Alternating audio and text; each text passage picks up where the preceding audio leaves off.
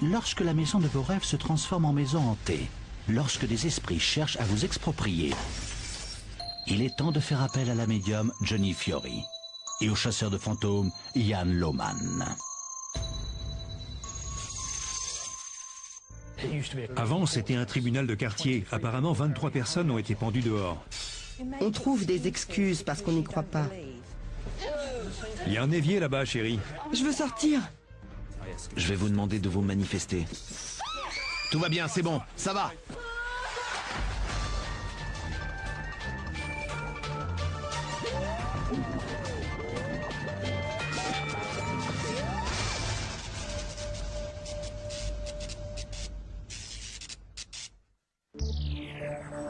Burnham, dans le Buckinghamshire.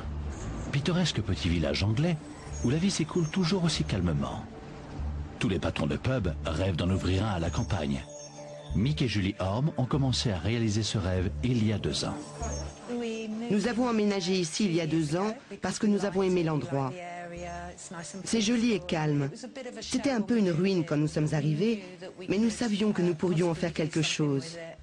Nous avons emménagé au-dessus du pub 1 mois plus tard, car il y a 4 chambres là-haut. C'est beau et grand, c'était confortable. Nous avions tous nos meubles installés, de nouveaux tapis et des choses se sont produites. C'est dès la toute première nuit après avoir emménagé qu'ils se sont rendus compte que tout n'était pas comme il y paraissait. Souvent, quand nous allons au lit le soir, comme Julie aime que les tables et les chaises soient à leur place, elle vérifie que les chaises sont bien comme il faut pour le jour suivant. Et plusieurs fois par semaine, il y a des bruits la nuit. Des chaises qu'on tire. Quand je descends le matin suivant, 3, 4, 5 ou 6 chaises ont toutes été bougées, à des tables différentes. Des fois, il y a même une chaise qui disparaît et qui réapparaît tout à coup 2 ou 3 jours plus tard. Ça arrive peut-être 3 ou 4 fois par semaine. Les tables et les chaises ont l'air de se déplacer toutes seules. Ayant interrogé l'ancien propriétaire, ils se sont rendus compte que cela lui était aussi arrivé. Et puis, il y a aussi des incidents qui se déroulent tard dans la nuit. Dans le bureau, juste en dessous de l'appartement, j'entends très souvent toc-toc à la porte derrière moi. S'il y avait quelqu'un, je pourrais le voir par la fenêtre quand je rentre ou sors du bureau. Mais il n'y a jamais personne. Mick et Julie commençaient à se sentir mal à l'aise, quand des faits plus inquiétants encore eurent lieu dans la cuisine.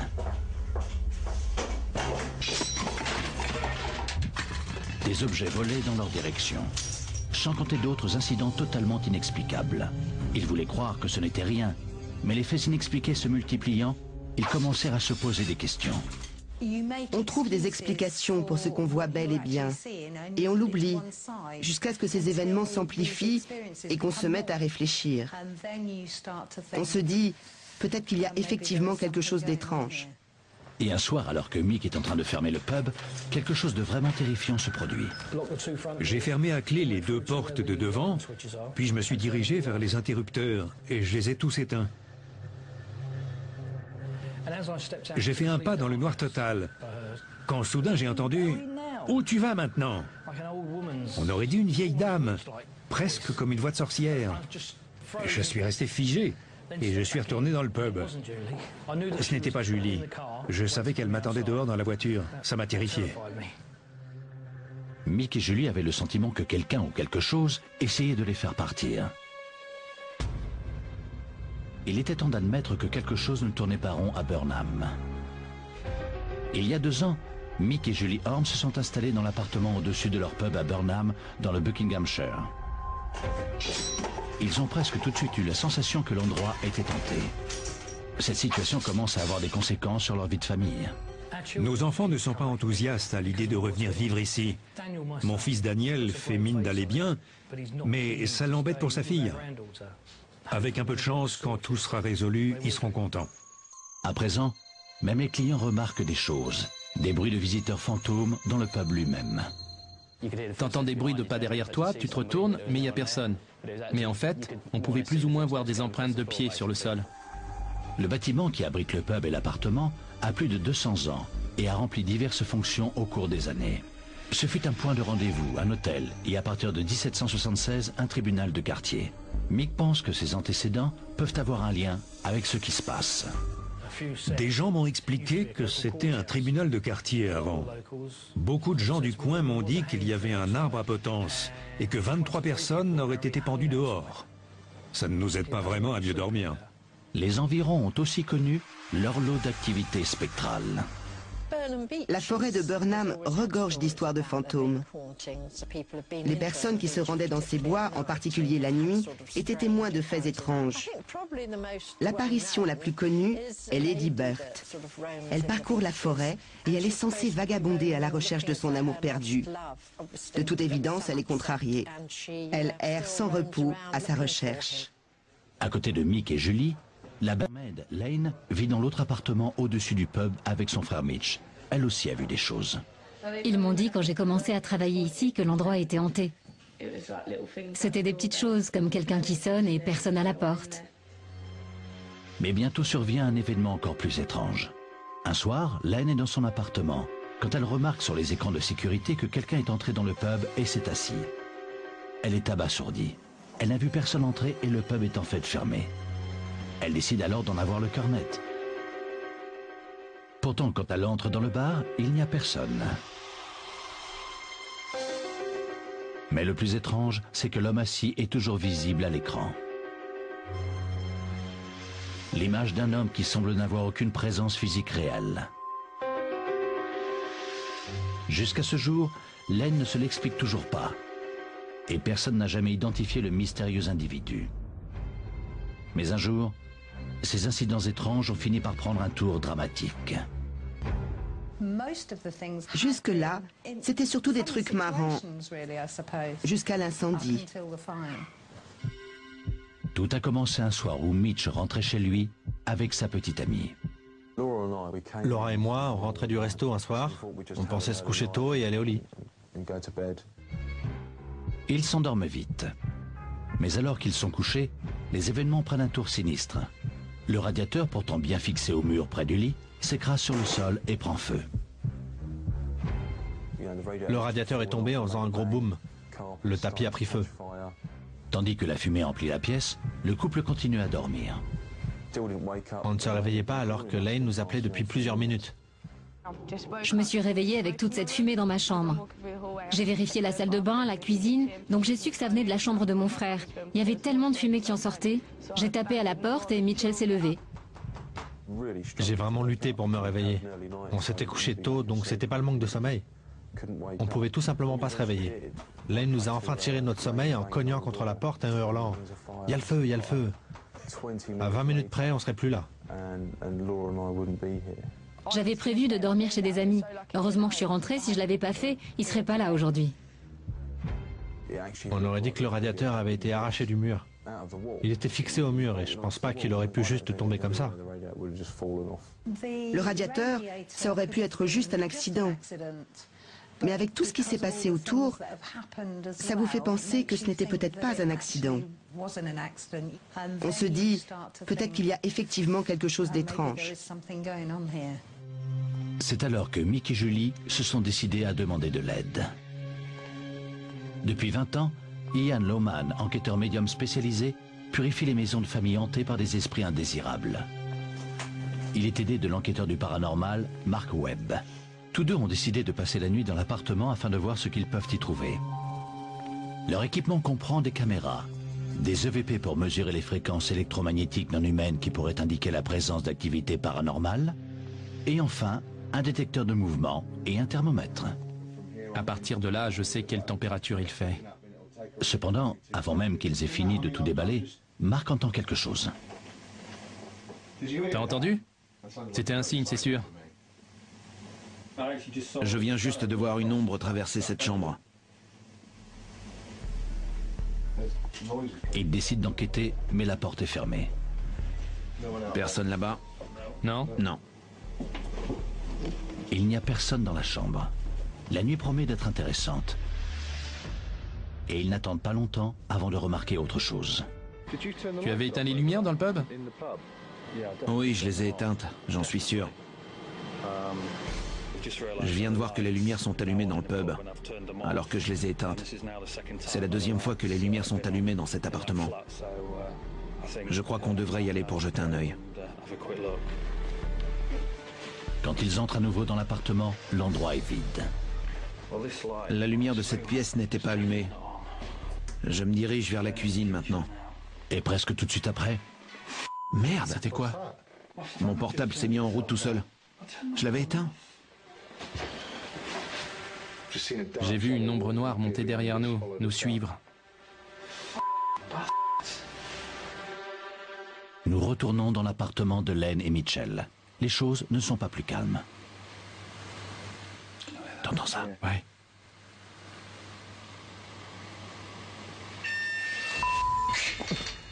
Le détecteur de mouvement a décelé quelque chose dans le couloir qui mène à la chambre. Mais une nouvelle fois, il n'y a personne. Il n'y a personne.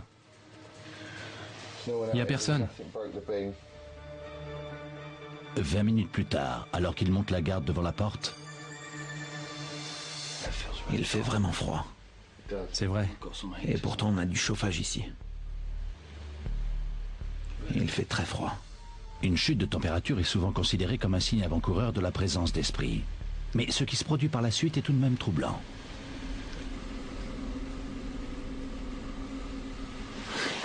Bon sang!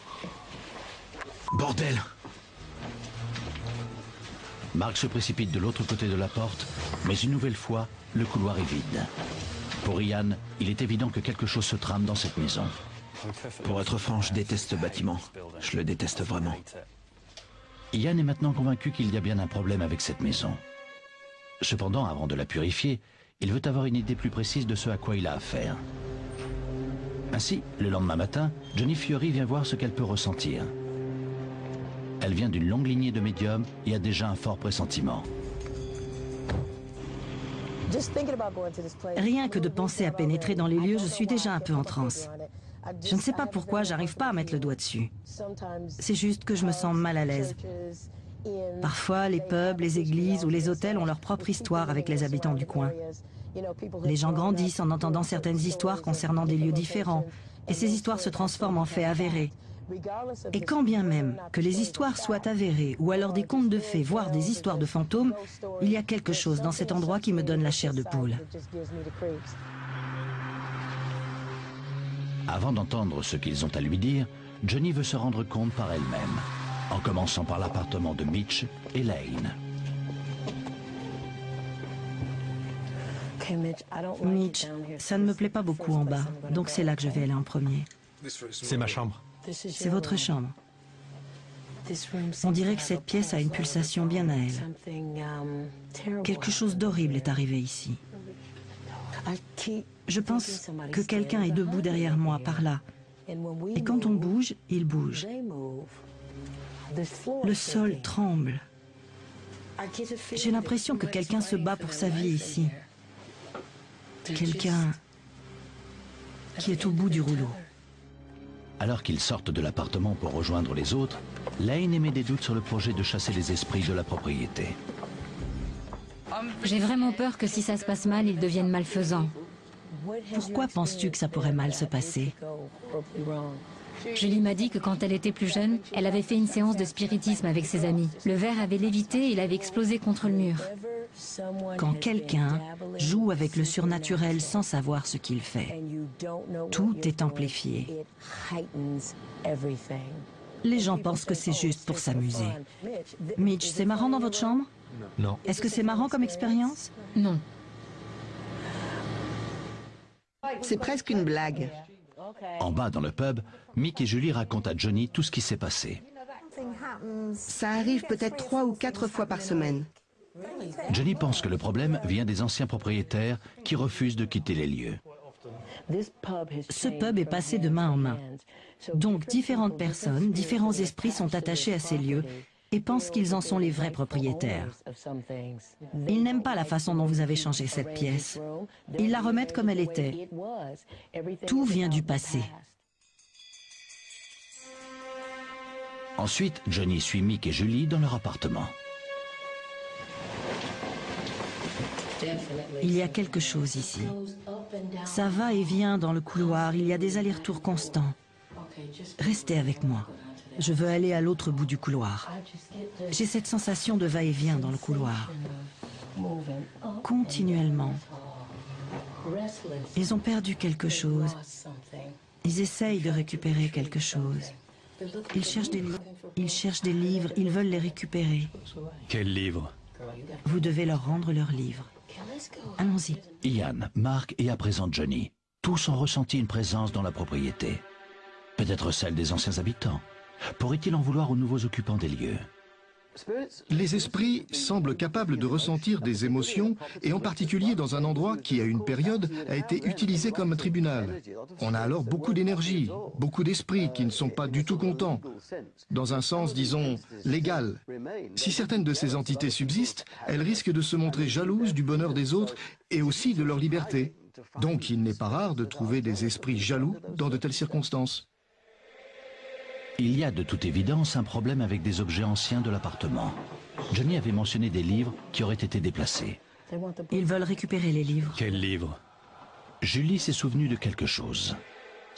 Johnny a dit que les esprits voulaient récupérer les livres. J'ai compris ce qu'elle voulait dire parce que j'avais moi-même déplacé les livres en bas dans le bureau. Déplacer ces livres aurait mis en colère un ancien habitant de la propriété? Une fois Johnny parti, ils ont pris une décision. Il est temps de chasser les esprits qui hantent leur maison. Le lendemain soir, Ian Lohman est rappelé pour purifier les lieux. Accompagné de la petite amie de Mitch, Laura, Ian les emmène d'abord dans l'appartement de Mick et Julie, là où il avait ressenti une forte activité spirituelle lors de son premier séjour. Il espère ainsi attirer les esprits vers eux et pouvoir découvrir à quoi il a affaire. J'ai presque l'impression que l'énergie qu'il y a en bas s'élève jusqu'ici. Une énergie très masculine dans cette pièce.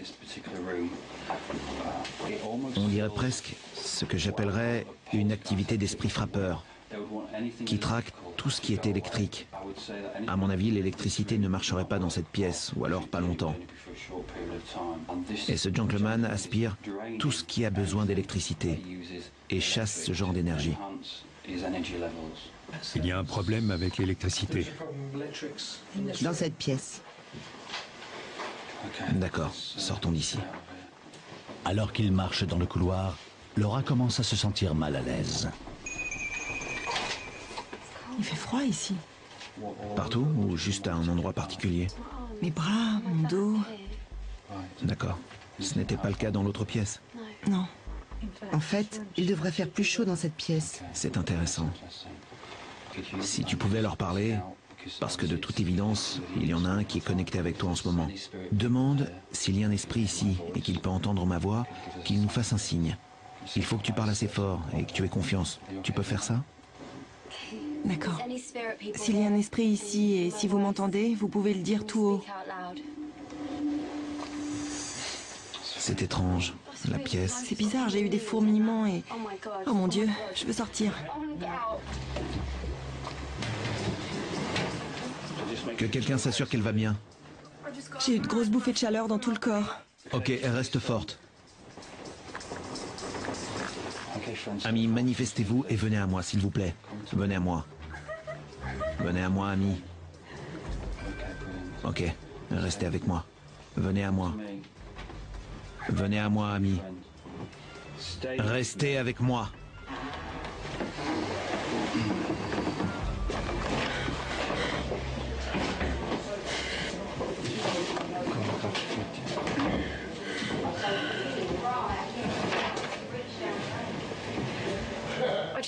J'ai eu des sensations de brûlure dans tout le corps, des fourmillements. J'ai touché ta main, elle était brûlante. C'est toujours là.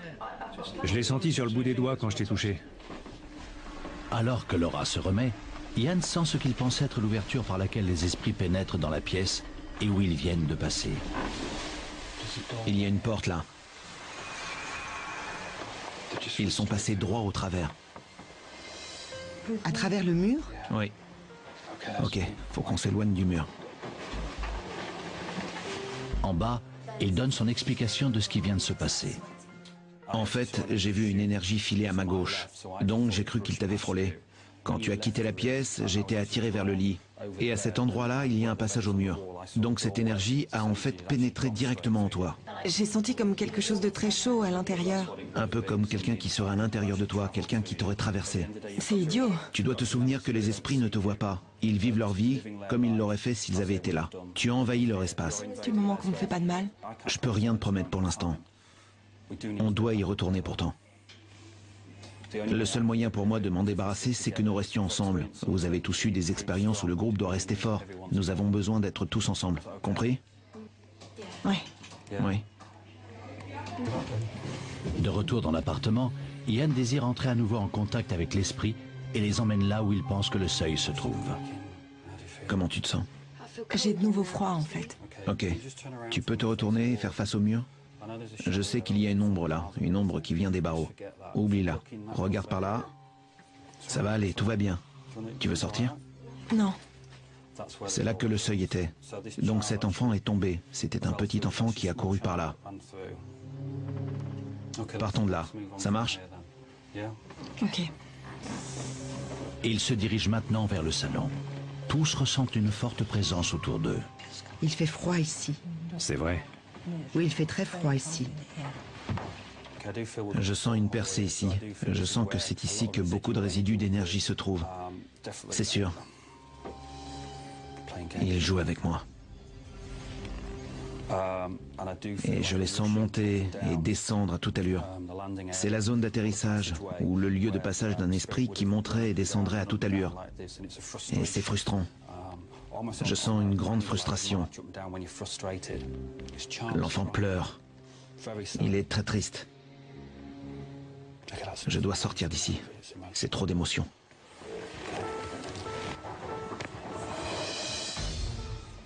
Il y a 3 personnes ici avec nous. Qui dort de ce côté? Moi. Oh là là, il fait trop froid. Vous êtes conscient que vous êtes espionné? Oui, ça me réveille. On peut y aller?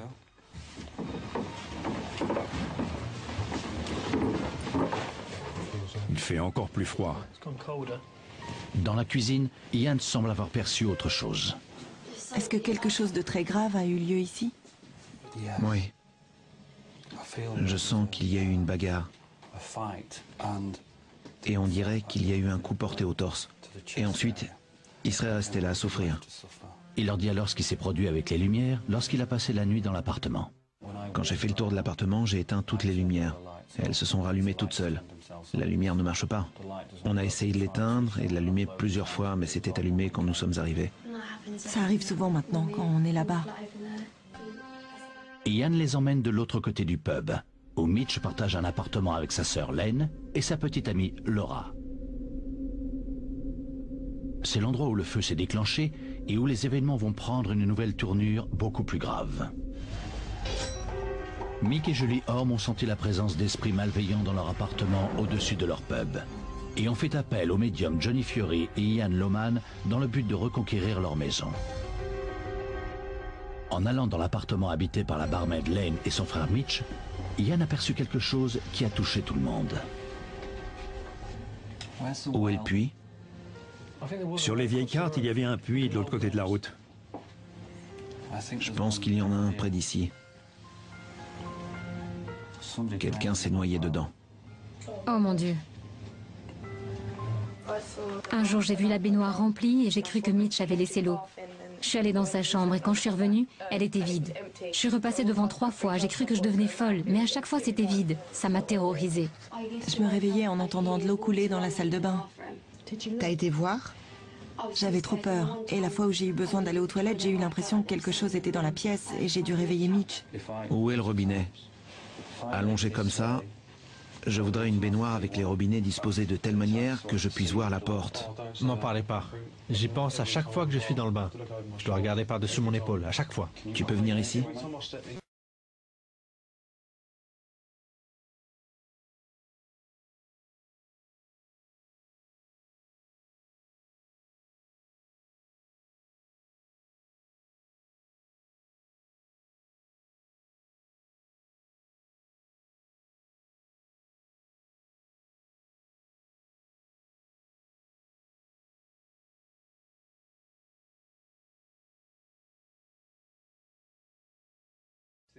Chaque fois que je suis là où je me tiens en ce moment, j'ai des frissons.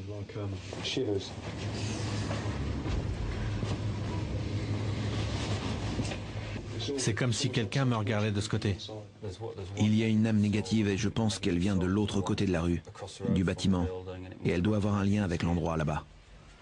C'est comme si j'allais tomber en avant, presque comme si je marchais sur l'eau. Ok, je voudrais aller en face. Dans une minute. Ils sortent de la salle de bain et peuvent à présent sentir très fortement la présence d'esprit tout autour d'eux. Tout particulièrement Julie. Ça va, Julie? Il y a un évier là-bas, chérie. Je vais vomir. Mon estomac fait des bonds. C'est gênant. J'avais raison, je savais que j'avais raison. Depuis le début, je savais que j'avais raison. Je le savais. Sans signe avant-coureur, tout d'un coup, j'ai senti que j'allais vomir. À chaque fois, j'ai du mal à y croire, Mitch. Il a raison. J'ai senti que le sol se dérobait sous mes pieds, comme si j'allais passer au travers. Quand il a dit qu'il avait l'impression d'être dans l'eau, j'ai cru que je tanguais un peu. C'est ce qui m'a rendu malade. Ça ne m'arrive jamais. D'habitude, je ressens des signes avant-coureurs avant de vomir. Je sais exactement ce que tu ressens. Depuis que je suis arrivée dans cet appartement, j'ai toujours l'impression de pencher vers l'avant. C'est à cause de l'appartement. Si tu restes immobile trop longtemps, tu tangues. C'est ce que je ressens. Comme si t'étais saoule alors que tu l'es pas. Oui. Étourdi, la tête qui tourne. Oui. À présent, ils sont tous rentrés en contact avec les esprits qui sont chez eux. Tout le monde se rassemble dans la chambre de Mitch pour découvrir comment Ian compte s'y prendre pour purifier les lieux.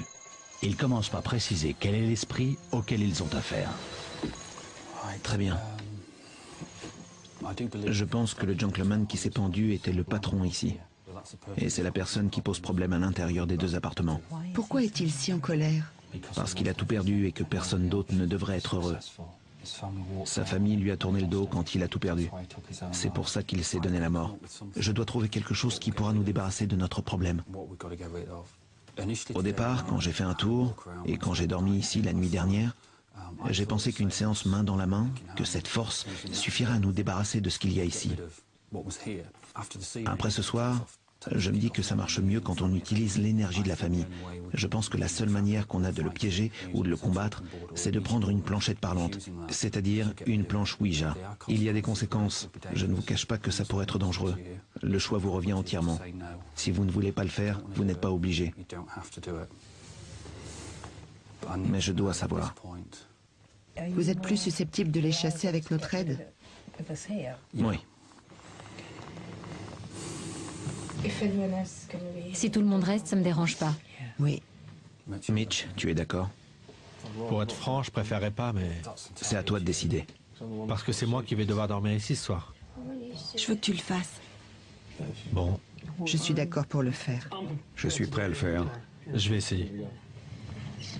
Oui. Oui. T'es sûr? C'est une planche Ouija. Vous en avez déjà utilisé une et vous avez eu des problèmes. Oui, c'est ça. Bon. Mettez vos mains sur la table, s'il vous plaît. C'est trop bizarre. Fermez tous les yeux.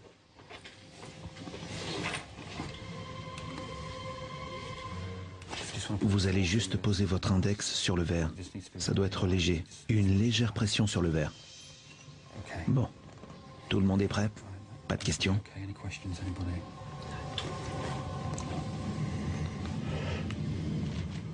J'invite toutes les forces négatives à pénétrer entre ces quatre murs, sur ce sol. Je vous demande... Ça va? Ça bouge. Tout va bien. On arrête quand vous voulez. Je demande à toutes les âmes négatives de pénétrer dans notre monde qu'est la vie, en quittant votre monde qu'est la mort. Y a-t-il quelqu'un qui aimerait communiquer?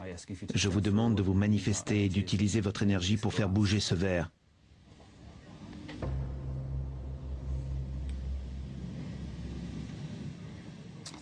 Je pense l'avoir senti bouger un peu. Oui, moi aussi. Pouvez-vous continuer d'avancer, mon ami? Quelqu'un le tire. Non. Je le sens en train de flotter, de s'éloigner de moi. Et de moi. Il s'éloigne de moi. Continuez de vous approcher. Plus près.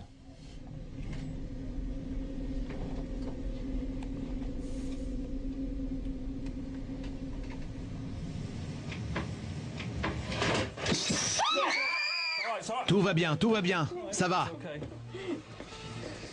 Mon Dieu. C'est ce que je pensais. Qui a fait ça? Tout va bien. Il y a quelqu'un ici. Bon, tout le monde dehors, juste une minute. Tout le monde sort, 2 secondes. Dehors. Allez-y. Les jetons de casino de Mitch sont tombés par terre. Cette perturbation a causé la panique. Une fois dehors, Ian explique ce qui s'est passé.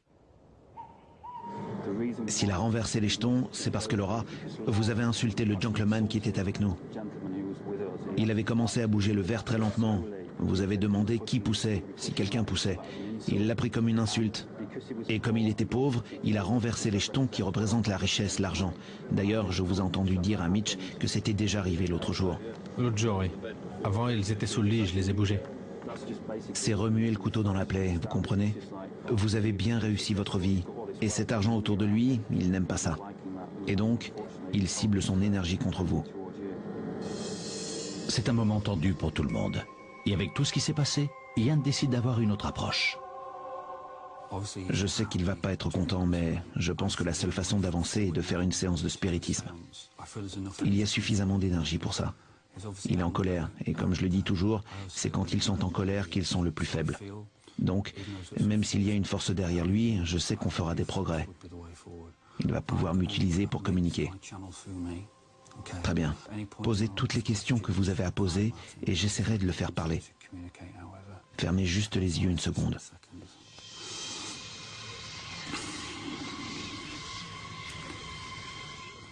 Je demande à l'esprit de se manifester entre ces 4 murs.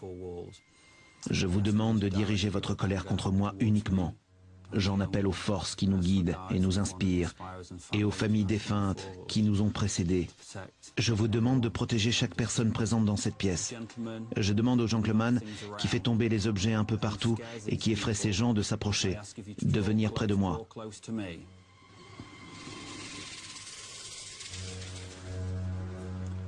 Merci. Approchez-vous. Puis-je vous demander qui vous êtes? Il dit que cet endroit était à lui. Il dit que vous êtes chez lui. C'était le propriétaire. Quand ça? Il dit en 1904. Je peux lui demander quelque chose? Il fumait? Oui. Il était fumeur. Les cigarettes disparaissent. Pourquoi est-il si en colère? Parce qu'il a tout perdu et que personne d'autre ne devrait être heureux. Il avait une famille? Sa famille l'a rejeté quand il a tout perdu. C'est pour ça qu'il s'est donné la mort. Où s'est-il donné la mort?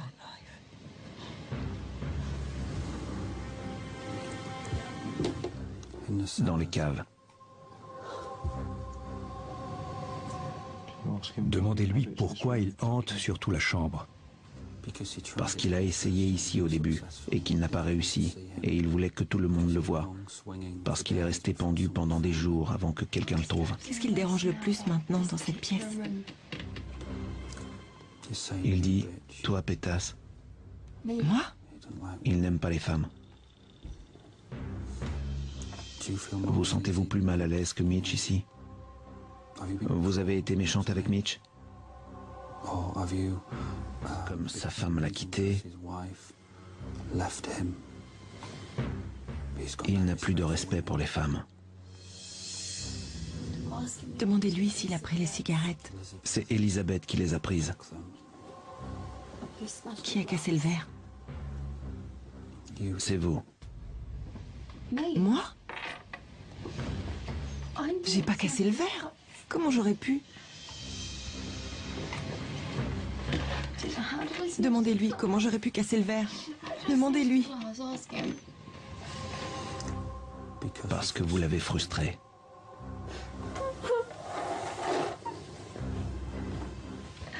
Demandez-lui pourquoi. Pourquoi? Est-ce que vous criez? Oui. Et vous hurlez? Il dit que vous devriez parler plutôt. S'il n'aime pas les femmes, il m'aime pas non plus. Il dit que vous êtes toutes des pétasses. Pourquoi il me dérange pas, moi? Pourquoi il est dans la chambre de Mitchell? Pourquoi il essaie pas de me faire peur aussi? Parce que Mitch est fort. C'est à moi qui fait le plus peur. Il sait que je suis faible, non? Il veut le sien. Il veut le corps de Mitch, car Mitch est fort. Il essaye de prendre Mitch. Comment ça, il essaie de prendre Mitch? Pour l'affaiblir? Oui. Il dit qu'il veut Mitch. Mitch lui a crié dessus. C'est vrai? Peut-être. Il dit que vous ne lui faites pas peur. Qui a le plus peur, selon lui? Julie. Il veut que vous partiez tous, que vous le laissiez seul. Et lui, il part? Il dit qu'il ne partira pas. Il pense que je suis la plus effrayée. Oui.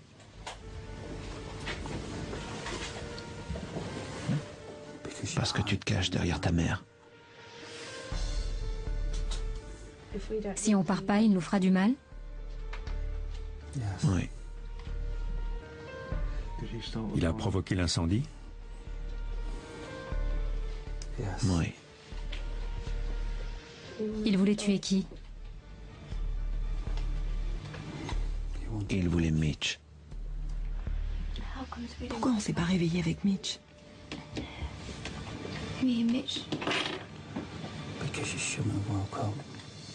Il m'en veut de les avoir réveillés.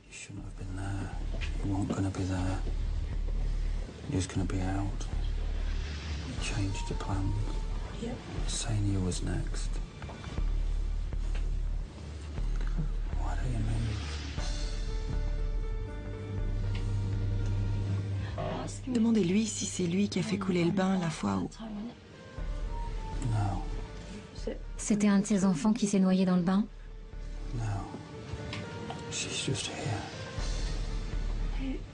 Qui a fait couler le bain alors?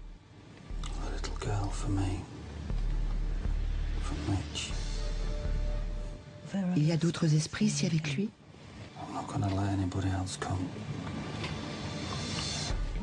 Qui nous regarde quand on est dans la salle de bain?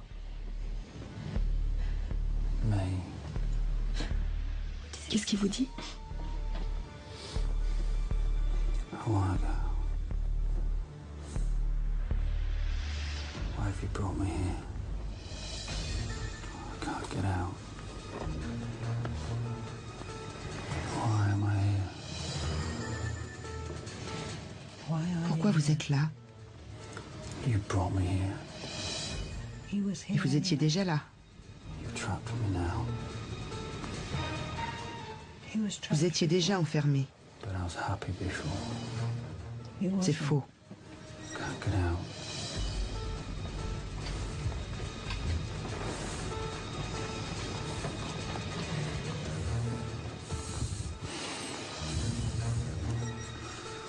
Can't get out.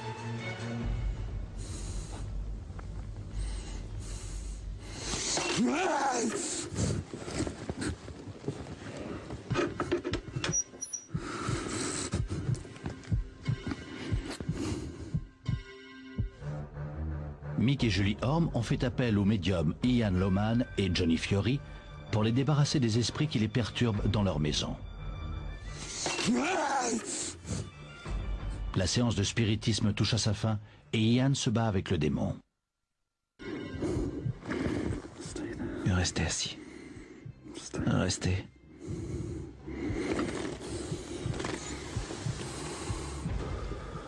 Ne partez pas. Ne partez pas. Ne partez pas. Tout le monde part maintenant. Partez, partez. Restez.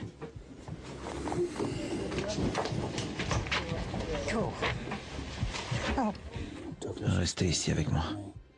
Ne partez pas. Je vous demande de vous éloigner. Je demande à votre famille, aux êtres qui vous sont chers, de s'approcher et d'apaiser votre culpabilité. Maintenant, il est en colère. Je vous demande de ne pas me combattre. Votre famille arrive. Ça confirme tout ce que je savais déjà.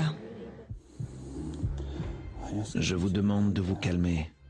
Je retournerai là-dedans quand tout le monde y sera, mais je pense pas pouvoir rester. Reculez. De 10 mètres. 10 mètres. Il en a après moi. C'est flippant. Debout. J'ai dit debout. Il dit qu'il ne partira jamais.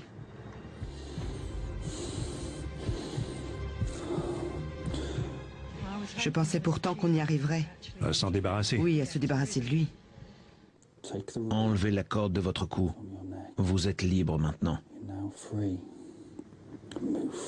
Avancez. Continuez d'avancer. La porte va s'ouvrir.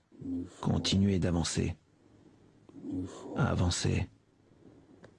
Avancez.